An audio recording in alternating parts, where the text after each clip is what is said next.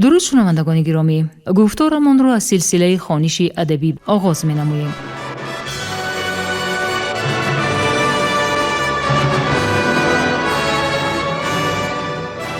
با توجه شما کتاب کسینوفون تحت عنوان کروشنامه در ترجمه، تحریر، سرسخن و توضیحات دکتر علم‌های فلسفه پروفسور رمضان نظریف در قرائت کارمند شایسته تاجیکستان علیزاده عبدالرشید خوجمقل تقدیمتان می‌گردد.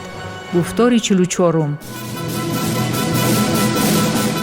سلسله مذکور با هدایت و دستگیری اساسگزار صلح و وحدت ملی پیشوای ملت پرزیدنت جمهوری تاجیکستان محترم امامعلی رحمان به چاپ رسید.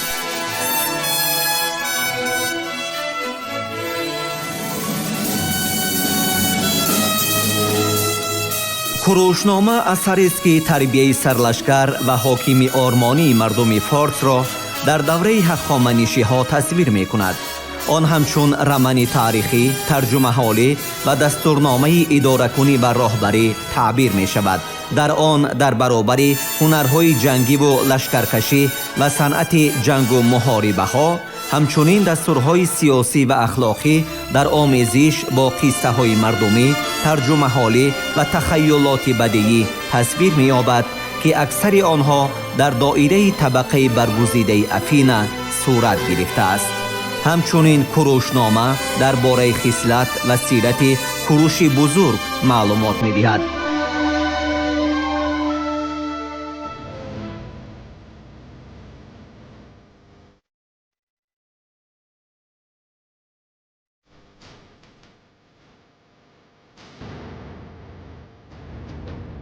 کتابی پنجم، بابی چهارم.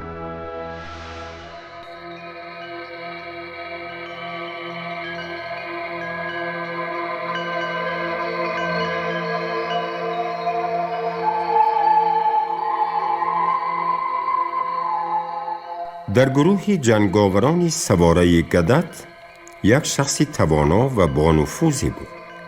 چون پی برد که خواجه‌اش به شاه آشوری خیانت کرد، در حال به قرار رسید که اگر به سر گدت یگان مصیبت آید، آنگاه از آشوریان به او تمام ملک‌های گدت می رسد. پس او یکی از آدمان صادقش را به نزد شاه آشوری فرستاد و به قاصدش فرمود که اگر او لشکری آشوریان را الکی در حدود ملک گدت دریابد، به شاه آشوری بگوید که برای او فقط کمین انداختن بسنده است که گدت را به آسانی با همه گروه جنگیش دستگیر کند. وی اینچنین فرمود و شاه فهماند که گدت لشکری ناچیز دارد و کوروش همراه او نیست. اینچنین راهی را نشان داد که از آن گدت پیش می رود. در یک وقت برای آنکه شاه به او بیشتر باور کند، او به خدمتگارانش فرمان داد که قلعه را که در کشور گدت صاحبی می نمود با تمام ذخیره های در آنجا جمع آوری شده به شاه آشوری سپارند. شاه را باور کنند که خودش به نزد او می آید و اگر موفق شود گدت را می کشد و اگر نه حد اقل در طرف آشوریان جنگ خواهد کرد.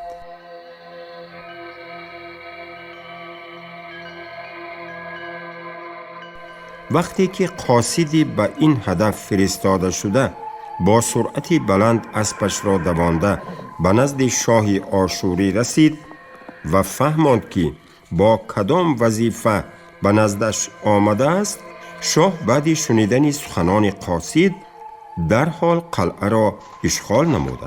با شماره زیادی سواره ها و فایتون ها در دیهه هایی که با هم در نزدیکی واقع بودند کمین گرفتند.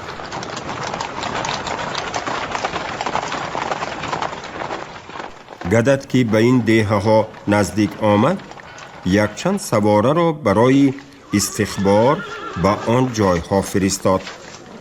شاه آشوری نزدیک آمدن جاسوسان را پی برده فرمان داد که 2 یا 3 فایتون و چند سواره از کمین بیرون برآمده رو به گریز نهند که گویا شماره آنها کم و ترسیده باشند.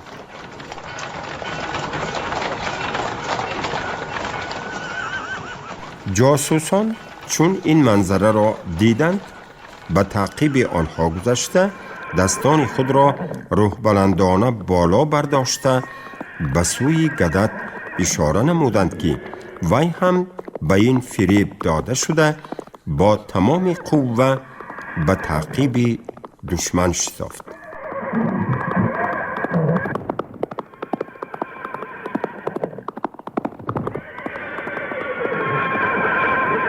وقتی که آشوریان به قرار آمدند که گدت به دستشان افتاده است از کمینها برآمدند.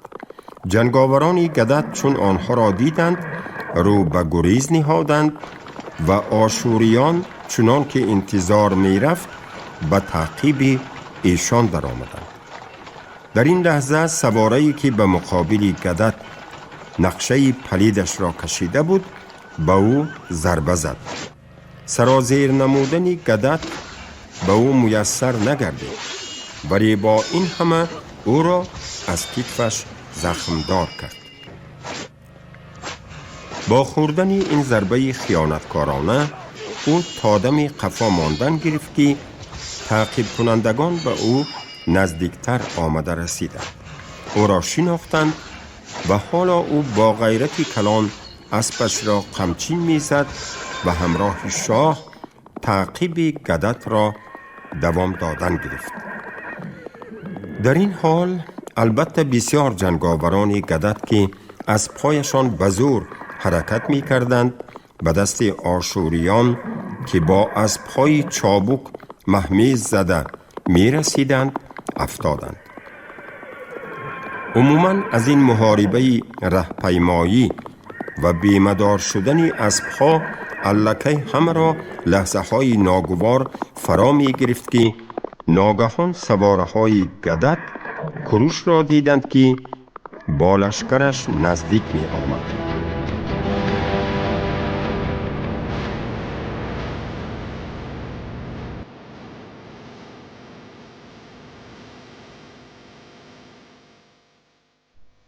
تصور کردن ممکن است که با چگونه شادی و سرور گویا بعد طوفان به جانب بندری بی خطر شتاب می کرده باشند آنها به سوی او حرکت نمودند. کروش در اول در حیرت افتاد اما چون فهمید چه حادثه رخ داده است در حالی که دشمنان به جانب آنها با شتاب حرکت می کردند او نیز لشکر خود را با رعایت ترتیب و نظام کامل نظامی به جانب آنها شتاباند. چون دشمنان ماهیت حادثه را فهمیدند رو به گریز نهادند و کروش در حال با آن سوارانی که برای اجرای این کار سفارش گرفته بودند فرمان داد که به تعقیب دشمنان شروع نمایند و خودش هم با جنگاوران باقی مانده از پس آنها چنان پیگیری می نمود تا که برای دستگیری کمک به آنها امکان داشته باشد. با این حال سربازان کروش عرابه های آشوریان را غصب می کردند. بعضی آنها خالی بود زیرا عرابه سواران در گردش تیز یا با سبب‌های دیگر و بعضی دیگرشان باشند هنگام مسیر حرکتشان وقتی که سواران برای عقب نشینی راه آنها را بریده بودند از بالای آنها افتادند. آنها اینچنین بسیار جنگاوران دشمن را کشتند و در بین آنها شخصی که به گدت ضربه رسانده بود نیز به قتل رسید. اما جنگاوران پیاده‌گرد آشوریان که در آن لحظه قصر گدت را محاصره کرده بودند بعضی آنها در قلعه دیگری که از گدت جدا شده بود پناه بردند و باقی مانده آنها باشد میسر گردید که در یکی از شهرهای کلان متعلق به شاه آشوری پناه برند.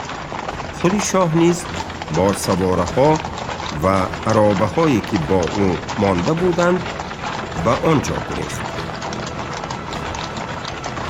و این گونه موفقیت نایل گشته کوروش به ملک گدد برگشت.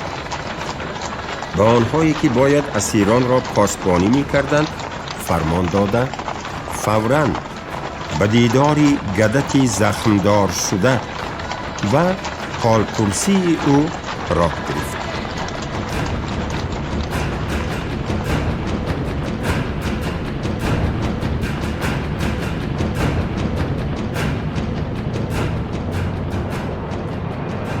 در راهش با او خود گدت روبرو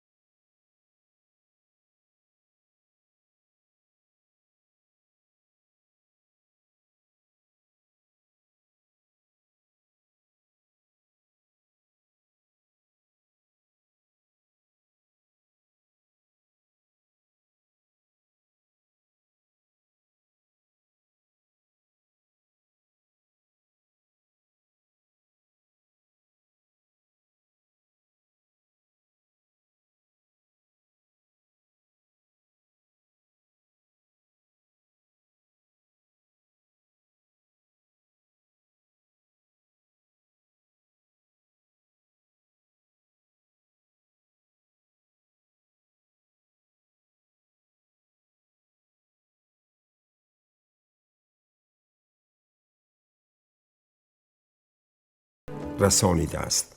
کوروش به گفته های او اعتراض نمود. براستی گدت اگر تنها می خواهی که مرا مفتون کنی معجزه از این بزرگتری را پی نمی بری. و آن چی بوده است؟ پرسید گدت. آن که جواب داد کوروش درباره تو هر قدر پارس ها غمخواری کرده باشند همان قدری دیگر مادها، گیرکنی ها و این چنین ارمنی ها، سک ها و کدوسی هایی که در اینجا حضور دارند حسن عنایت داشتند.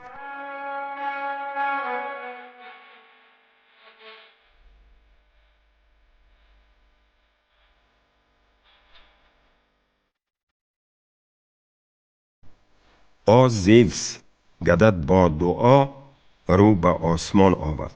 بگذار خدایان به این جنگاوران خوشبختی زیاد و اما به کسانی که ایشان را همین گونه آفریدند 100 مراتب از آن زیادتر خوشی ها عطا کنند.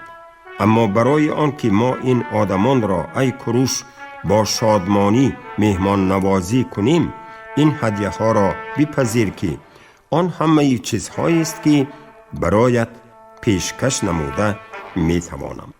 در آن حال با فرمان او چاروای زیادی را رانده آوردند تا هر کی بخواهد به خدایان قربانی کند و همه لشکر باشد مهمانداری کرده شد که شایسته کارنمایی و موفقیت آن محسوب می آمد.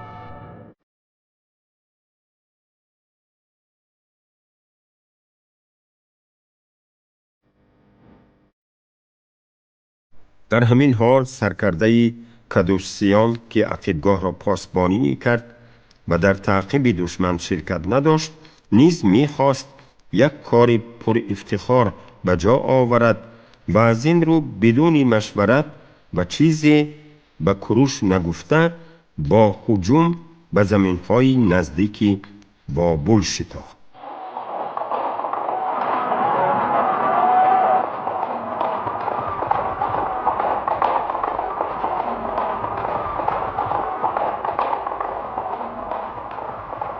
هنگامی که سوارانش به سمت‌های گوناگون پراکنده می شدند، شاه آشوری از شهری که در آنجا پناه برده بود بیرون آمد و لشکرش را که با ترتیب قطعی جنگ آماده ساخته بود سربری نموده در راهشان با کدوسیان واخورد. او تنها بودن آنها را پی برده در حال به هجوم شتافت و سربری کدوسی ها را و جنگاوران زیادی آنها را کشته، یک قسم از پایشان را با همراهی غنیمت‌های غصب کرده بازگشت گرفت.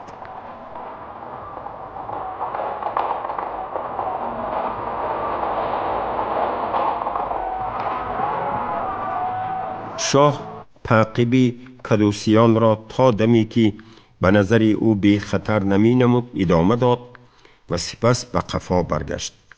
فقط عنقریب بیگاهی یکی از کدوسیان که از تعقیب گریخته بود به باششگاه خود رسید. برابر شنیدن این واقعه کوروش فوراً به پیشوازی کدوسی ها برآمد و هر کسی را که مجروح دریافت الهام می بخشید و به نزد گدف فرستاد تا در آنجا به آنها یاری رسانند و باقی مانده آنها را در خیمه ها جایگیر نمود و باوری حاصل کرد که آنها با همه شرایط ضروری تأمینند.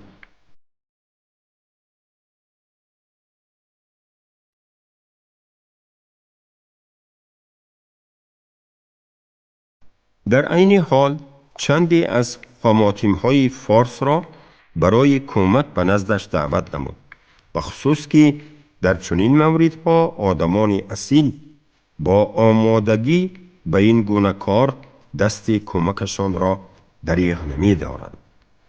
همه چیزها به آن دلالت داشتند که کوروش از این واقعه خیلی افسرده حال گشته بود. وقتی که دیگران در ساعتی تعیین شده به خوراک شام رفتند، کوروش با گیپریت‌ها و طبیبانش حالا هم به ضرر دیدگان ملاقات می کرد و یگان کسی آنها را به قدری که از امکانیت او وابسته بود بیغمخواری نمی ماند. او شخصا می خواست که در حق هر یک زخم برداشته غمخواری نماید و اگر این کار به او میسر نمی گشت فوراً آدمانش را می فرستاد تا که به آنها یاری ضروری رساند. تنها بعد فارغ شوی از این کارها آنها برای خواب به جایهایشان رفتند. با فرارسی روز دیگر کوروش به واسطه قاصدش فرمان داد که فرماندهان همه گروه‌های جنگی جمع شوند و همه کدوسی ها نیز باید حاضر شوند و پس به آنها با چنین سخنان مراجعت نمود.